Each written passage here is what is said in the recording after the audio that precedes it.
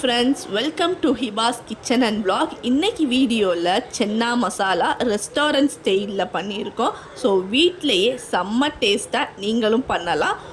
பூரி சப்பாத்திக்கு இதை சைட் டிஷ்ஷாக நம்ம வச்சுக்கலாம். ஸோ வாங்க வீடியோவில் பார்க்கலாம். வெங்காயம் தக்காளி எடுத்துக்கோங்க. பட்டை கிராம்பு ஏலக்காய் வெங்காயத்தை துருவல் பண்ணி வச்சுருக்கணும். ஸோ இப்போ ஒரு பேனில் எண்ணெய் ஊற்றி எண்ணெய் காஞ்சதும் இந்த பட்டை கிராம்பு ஏலக்காய் கொஞ்சோண்டு சீரகமும் சோம்பும் ஆட் பண்ணுங்கள். உடச்சி வச்சுருக்க முந்திரி பருப்பையும் ஆட் பண்ணிடுங்க.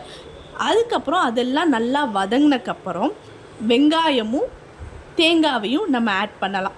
ஸோ ரெண்டையும் நல்லா வதக்குங்க. நல்லா வதங்கினக்கப்புறம் உங்களுக்கே ஒரு கலர் சேஞ்சிங் தெரியும். ரொம்ப ப்ரௌன் ஆகிடக்கூடாது, ஓரளவுக்கு ப்ரௌனாக இருந்தோடனே எடுத்து ஒரு பிளேட்டில் ட்ரான்ஸ்ஃபர் பண்ணிடுங்க. இப்போ அதே பேனில் கொஞ்சோண்டு எண்ணெய் ஊற்றி தக்காளியையும் நம்ம வதக்கணும். ஸோ தக்காளி வதக்கும் போது நம்ம புதினாவும் மல்லிச்செடியும் ஆட் பண்ணுறோம். இது எல்லாமே எதுக்குன்னா அரைச்சிடணும். நம்ம அரைச்சி சென்னாக்கு ஊற்றுற மாதிரி இருக்கும். ஓகேவா? இப்போ தக்காளி கூட மல்லிச்செடி புதினா ஆட் பண்ணிக்கோங்க. ஆட் பண்ணிவிட்டு நல்லா வதங்கினக்கப்புறம் இஞ்சி பூண்டு பேஸ்ட்டு கொஞ்சம் ஆட் பண்ணிக்கோங்க. ஸோ இதான் மெயின் இன்க்ரீடியன்ட்ஸ் ஃபார் சென்னா மசாலா. இப்போ அரைச்சி வச்சுருந்த விழுதை தனியாக எடுத்து வச்சாச்சு. இப்போ ஒரு பேனில் எண்ணெய் ஊற்றி எல்லாமே என்னென்ன இன்க்ரீடியன்ட்ஸ் நம்ம வதக்கிறதுக்கு ஆட் பண்ணோமே எல்லாமே கொஞ்சம் கொஞ்சம் சீரகம் சோம்பு எண்ணெய் காஞ்சதும் சீரகமும் சோம்பையும் ஆட் பண்ணுறோம். ஆட் பண்ணோடனே பட்டை ஆட் பண்ணிடுங்க. அதுக்கப்புறம் இந்த இலை இருக்குல்ல, பிரியாணி இலைன்னு சொல்லுவாங்கள்ல, அந்த இலையையும் ஆட் பண்ணிடுங்க.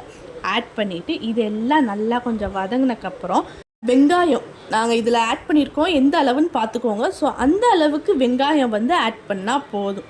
இப்போது நம்ம அரைச்சி வச்சுருக்க விழுது, அந்த விழுதை எல்லாத்தையும் இந்த எண்ணெயில் நம்ம ஆட் பண்ணிடுவோம்.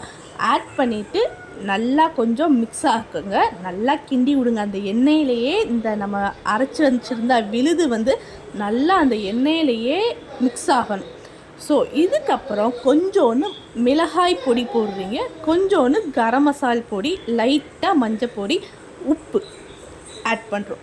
இதில் மிளகாய் பொடி நாங்கள் 4 ஸ்பூன் போட்டிருக்கோம். ஏன்னா இது 1 கிலோ ஒரு 20 பேர் சாப்பிட்ற மாதிரி சென்னா பண்ணியிருந்தோம். 20 to 25 பேர்கிட்ட சாப்பிட்லாம். ஓகேவா? அதனால இந்த அளவுக்கு நாங்கள் பண்ணியிருந்தோம்.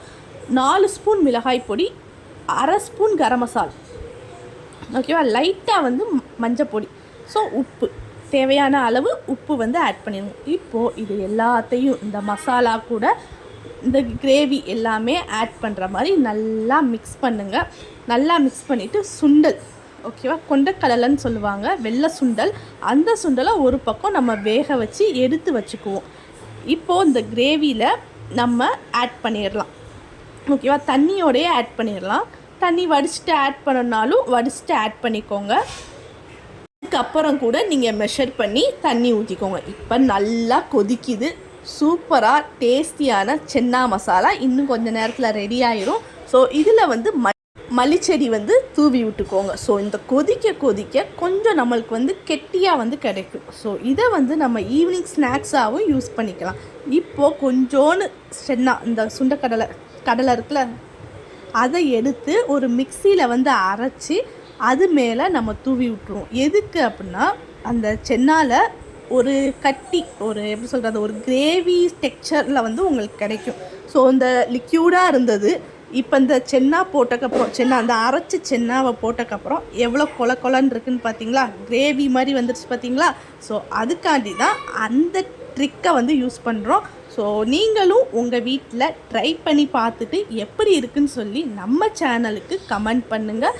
நம்ம சேனலை சப்ஸ்கிரைப் பண்ணுங்கள், லைக் பண்ணுங்கள், ஷேர் பண்ணுங்கள். சூப்பராக ரெடி ஆயிடுச்சு. பாய்.